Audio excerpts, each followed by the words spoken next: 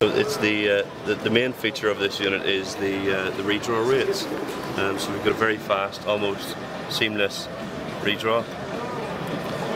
These units now have high-speed processors, which means that on pages like the Perspective 3D and so on, that the movement of it is very, very smooth, and again it's seamless.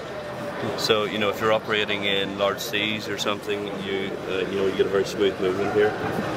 We've added some other features to the sonar pages, where we can set the zoom level. So if you want to focus on a certain area, a certain water column, we can say we'll go between 75 and 125 meters. We can then just focus on this area. So for trawling or sword fishing or something like that, maybe. Some of the other features. We can see we have a route created here. I'll just stop the navigation, and if we want to create a route, say up the canal, we just navigate to. There's three methods of calculating the route. We can do a go to, which would take you there as the crow flies. We can do a route to, where you can mark your end position and then route your way back. So let's add a turn, and then we can add another turn, and so on. Just very roughly.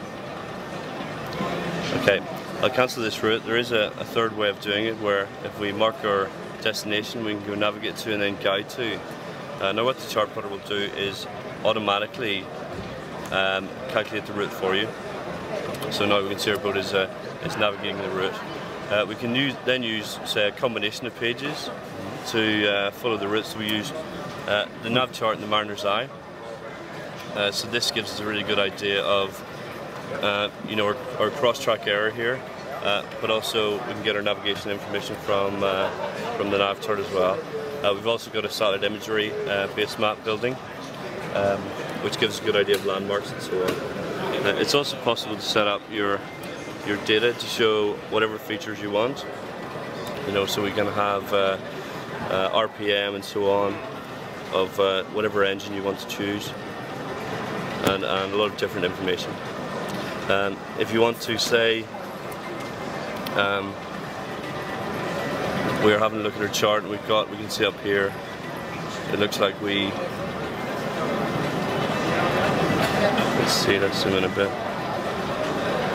Okay, so we're going to be passing through the lock here, so let's have a look, see what it is to expect. So it gives an idea of navigational hazards and so on. So we have another image of it here from another angle. So it really gives you an idea of what to expect if you've never been in such a situation. With regard to the additional features that you can add to it, we've looked at the sonar, but we can have a radar input as well. So we can set up, as you would expect, a standard radar image. This is showing our route on there as well. We can set up a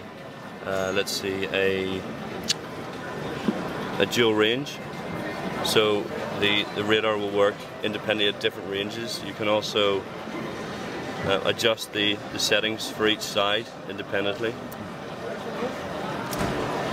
You can set up guard zones, so if we go radar and then set up an area around that, if anything enters that area, it will alert us.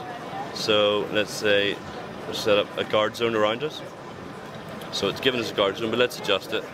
So we'll move the first corner. So let's make it let's bring it in a bit closer and make it a bit more forward looking, and then we'll corner 2 will adjust.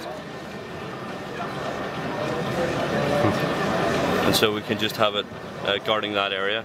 If we want to, we can just make it into a full circle. So say we'll expand this a bit, and then we go circle. It'll just put the guard zone 360 degrees, and that will alert us whenever anything enters that zone.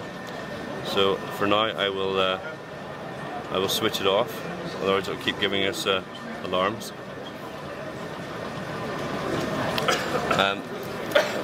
Now the radar will also show up in your 3D views. It isn't very relevant at the moment, but when we're in these kind of views, you'll actually get a radar overlay as well. But the main feature of the product is the smooth, up-to-date race.